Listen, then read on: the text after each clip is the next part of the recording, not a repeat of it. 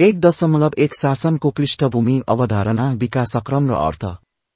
पृष्ठभूमि लोकतान्त्रिक विधि र प्रक्रियाबाट स्थापित सरकारले जनताको हित प्रवर्धन गर्न राजनीतिक र कानूनी प्रक्रियाबाट आफूलाई प्राप्त अधिकार र स्रोतको प्रयोग गरेर नीति बनाउने र कार्यान्वयन गर्ने प्रक्रियालाई शासन भनिन्छ।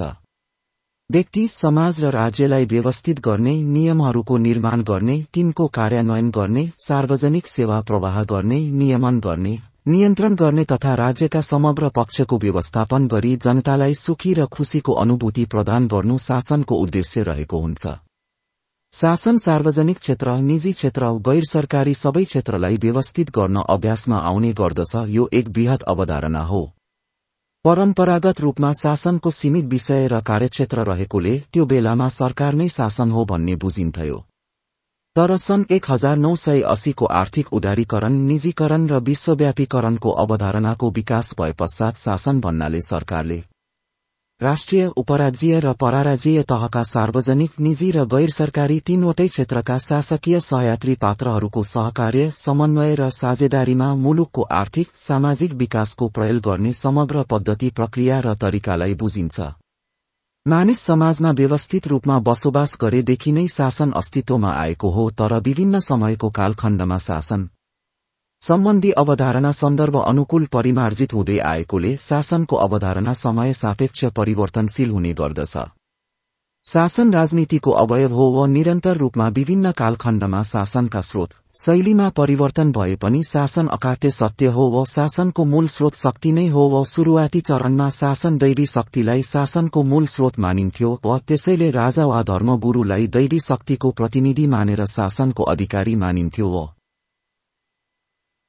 उनीहरूलाई धर्मको अधिकारी मानिन्थ्यो व धर्मका आधारमा शासन गरिन्थ्यो व भारतवर्षमा राजालाई नै विष्णुको अंश मानेर शासनको अधिकार हुन्थ्यो व युरोपमा दैवी शक्ति राजा वा धर्मगुरु कसमा हुने भन्ने विषय लामो समय विवादको विषय रहेको थियो व जुन विवादको संघर्षले आधुनिक लोकतन्त्रको विकास भएको पाइन्छ व 5000 वर्ष अगाडि मानव सभ्यताको सुरुवातसँगै शासनका केही प्रारूपहरू सुरु भएको पाइन्छ व त्यति बेला मानव जातिको अस्तित्व जोगाउनु उक्त प्रारूपको उद्देश्य रहेको थियो व 5औं शताब्दीमा ग्रीसको एथेन्स नगरबाट लोकतान्त्रिक शासन प्रजातन्त्रको रूपमा उदय भएको पाइन्छ व एथेन्समा गणराज्यको अभ्यास भएको थियो व गणराज्यको सो अवधारणामा अन्ततः राजतन्त्रको रूपमा विकास भएको पाइन्छ व प्राचीन रोम साम्राज्यको उदयसँगै राजतन्त्र, सेना, चर्चद्वारा शासन गर्ने प्रणालीको विकास भएको पाइन्छ व उक्त शासनमा प्रतिरक्षा, राज्यको विस्तार, शान्ति, सुरक्षा शासनका प्रमुख प्राथमिकता थिए व समय चक्र अनुसार नयाँ प्रकृतिका शासन व्यवस्थाहरू विकास हुँदै गए व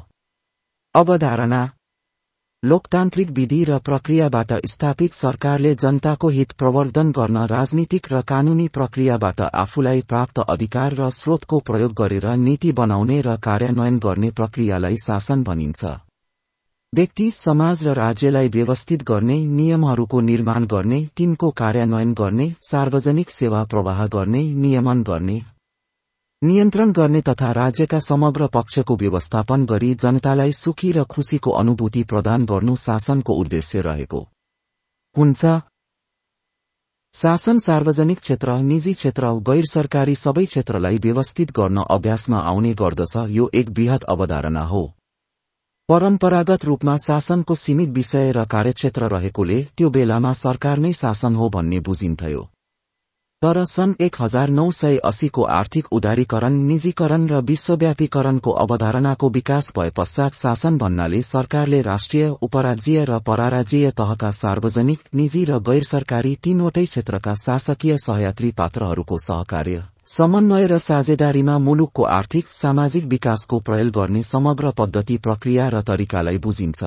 मानिस समाजमा व्यवस्थित रूपमा बसोबास गरेदेखि नै शासन अस्तित्वमा आएको हो, तर विभिन्न समयको कालखण्डमा शासन सम्बन्धी अवधारणा सन्दर्भ अनुकूल परिमार्जित हुँदै आएकोले शासनको अवधारणा समय सापेक्ष परिवर्तनशील हुने गर्दछ। शासनको विकासक्रमका महत्वपूर्ण प्रयासहरू सन् 1215 बेलायतमा जारी म्याग्ना कार्टाले शासनको केन्द्रबिन्दुमा नागरिक स्वतन्त्रताको मान्यता स्थापित गरेको।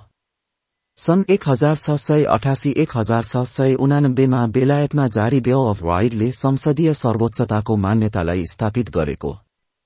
सन् 1789 मा अमेरिकाको संविधानले शक्ति पृथकीकरण, नियन्त्रण र सन्तुलनको सिद्धान्त सहित अध्यक्षात्मक संघीय लोकतान्त्रिक शासन गणतान्त्रिक शासन प्रणालीको आरम्भ गरेको। सन् 1789 मा फ्रान्सेली क्रान्तिले निरङ्कुश राजतन्त्रको अन्त्य गरी जनताको शासन स्थापित गरेको। 18औं शताब्दीको अन्त्यतिर औद्योगिक क्रान्तिको विकाससँगै निजी क्षेत्र पनि शासनको पात्रको रूपमा स्थापित भएको। सन् 1930 को आर्थिक मन्दीपछि किन्सियन अर्थशास्त्रको बजारमाथि राज्यको नियन्त्रणको मान्यतालाई शासनमा अवलम्बन गरिएको। सन् 1945 दोस्रो विश्वयुद्धको समाप्ति र उपनिवेशवादको अन्त्यसँगै बहुस्तरीय शासनको सुरुवात भएको। सन् 1980 को दशकमा विकसित उदारीकरणको मान्यताले शासनको मान्यता आएको। सन् 1990 को दशकमा विकसित नयाँ सार्वजनिक व्यवस्थापनले निजी क्षेत्रका सफलतम अभ्यासलाई सार्वजनिक व्यवस्थापनमा भित्राउने काम भएको। सन् 1990 दशकपछि लोकतान्त्रिक शासन प्रणालीको विश्वव्यापी विस्तार, नागरिक समाज, आम सञ्चारको तीव्र विकास र सूचना प्रविधिको उच्चतम प्रयोग र विकास भएको। सन् 2002 पछि नयाँ सार्वजनिक प्रशासनको मान्यताले जनताको वरिपरि पुगेर सेवा प्रवाह गर्नुपर्ने मान्यताको विकास भएको। हाल शासन प्रणालीमा विद्युतीय शासन, सुशासन, सहकारितामूलक शासन, अनौपचारिक शासन जस्ता मान्यता आएको सरकारको भूमिका सहजकर्ता, प्रवर्धक र नियामक रूपमा सीमित भएको हो। शासनको अर्थ सरकार आफू प्रमुख पात्रका रूपमा रही निजी क्षेत्र र गैर सरकारी क्षेत्रसँग सहकार्य र साझेदारीको कार्य गर्ने पद्धति हो। सार्वजनिक मामलाहरूको व्यवस्थापनमा संलग्न सबै संरचना, पात्र र कार्यहरूको समष्टि नै शासन हो। राज्यको नीति निर्माण वा निर्णय गर्ने र सोको कार्यान्वयन गर्ने प्रक्रिया हो। शासन राज्य सञ्चालन गर्ने पद्धति हो। राजनीति, प्रशासन र समाजबीचको संयोजन र सम्बन्ध हो। कार्यपालिका, न्यायपालिका र व्यवस्थापिकाले गर्ने समग्र क्रियाकलाप हो। कानून उल्लङ्घन गर्नेलाई भए शक्तिको प्रयोग गर्ने माध्यम हो। राज्य नियमन, व्यवस्थापन, जनपरिचालन र सेवा प्रवाह गर्ने वैधानिक तरिका नै शासनको मूल मर्म हो। सरकारले गर्ने नियमित, आकस्मिक तथा विकासात्मक गतिविधिको समग्रता हो। शासनका आधारभूत पक्षहरू शासन प्रणालीका अभिन्न अङ्गका रूपमा रहेका विविध पक्षहरूलाई शासनका आधारभूत पक्षका रूपमा लिइन्छ। मुख्य पक्षहरू बुदागत रूपमा यस प्रकार छन्।